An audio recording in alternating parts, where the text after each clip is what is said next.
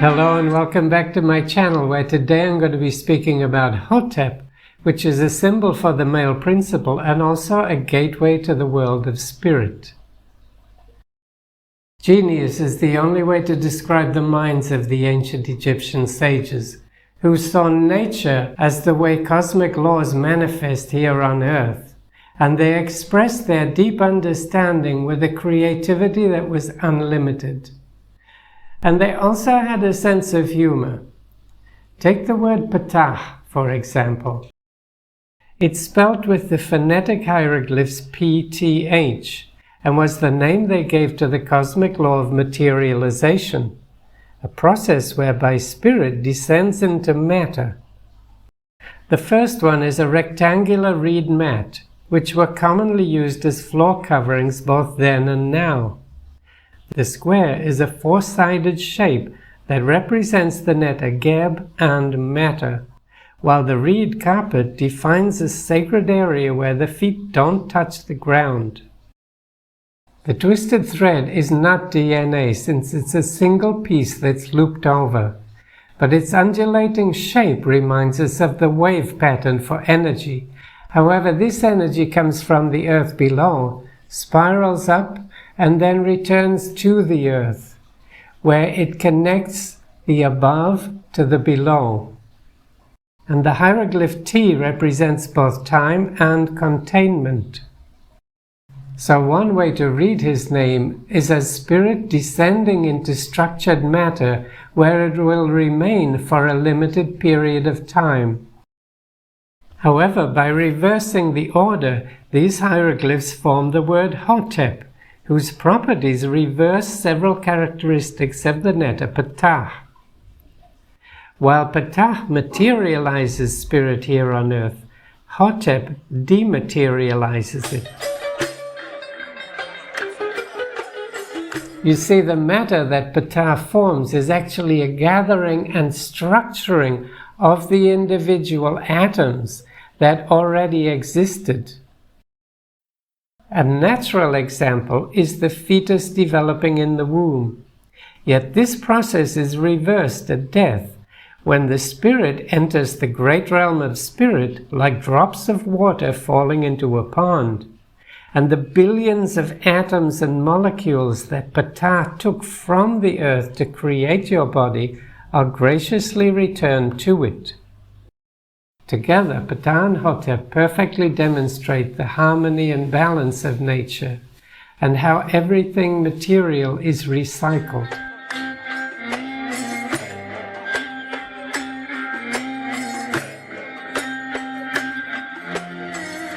Hotep was given its own hieroglyph, which depicts a stylized head of the male member and symbolizes the male principle.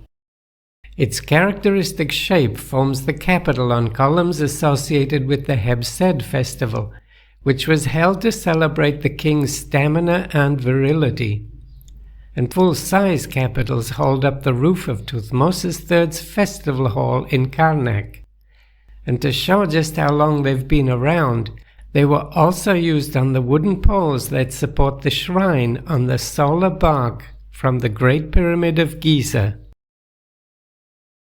The brilliant scholar and mentor Schwaller de Lubecks pointed out that the empty or negative space between two open papyrus columns reveals this shape. And this also indicates that the Per hieroglyph used in the title of Pharaoh is indeed a Heb-Sed column, representing the male principle fully activated. While doing research for the male principle video, I looked at many images of Yoni and Linga sculptures from the Hindu tradition, and ultimately connected them to what Egyptologists call offering tables. Years ago in a museum in Cologne, I saw a large white marble linga, and it had a small eye carved vertically on its tip. At the time, I was painting a series about the Amduat, where in the 10th hour I came across the only mention I'd ever heard of, the Eye of Seth. This was a revelation because a variation of what we call the chakra system already existed in the temple teaching. And the second and sixth chakras have a strong correspondence. And these are represented by the letters Seth and Horus respectively. The well-known Eye of Horus symbolizes the third eye sitting on the forehead. But since I'd never heard of the Eye of Seth before, it made perfect sense that it would be the opening on the tip of the phallus. Symbolically then, circumcision represents the removal of the eyelids so that the eye is permanently opened. The Hotep symbol appears again and again on top of these large blocks of stone, most of which have grooves or round hollows carved into them to drain off or hold liquids. On these tables, the Hotep sign inevitably sits on a reed mat, like the one we saw in the spelling of Ptah, and all the other objects carved next to it must also be interpreted symbolically. Most of these are vases or rounded containers that can pour or hold, like the female principle. And by the way, the female determinative T fits perfectly over Hotep.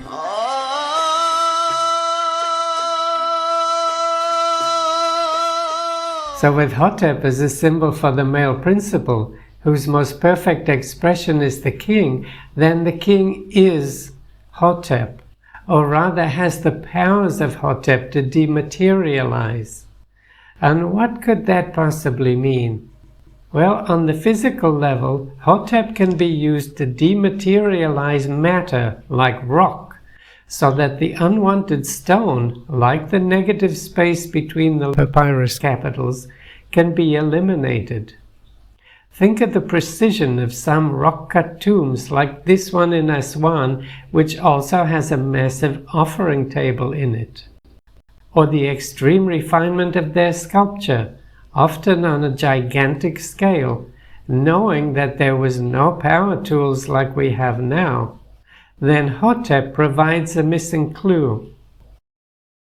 No, it's not magic, but to the uninitiated it may seem so. However, the tool they used was sound, which is a vibration. Just as laser uses light to remove tissue during surgery, sound, used properly, is capable of the same precision. And on the psychological level, have you ever had a habit that you'd like to break? Well, you formed that habit by thinking the same thought again and again. And strong habits are the same as those atomic structures that keep a piece of granite as granite. Someone with the powers of Hotep can dematerialize any beliefs they wish and be free of them. Food for thought. So that was a brief introduction into Hotep, which operates in both men and women.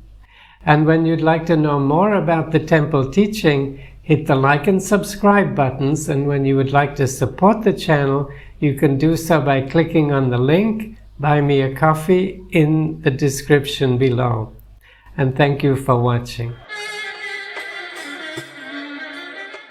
Most of the information I'm putting out in these videos is completely new, even to me, because I put it out as I receive it. So when you have any questions or comments, please leave them in the comment section below, and I'll try and get back to you. Thank you.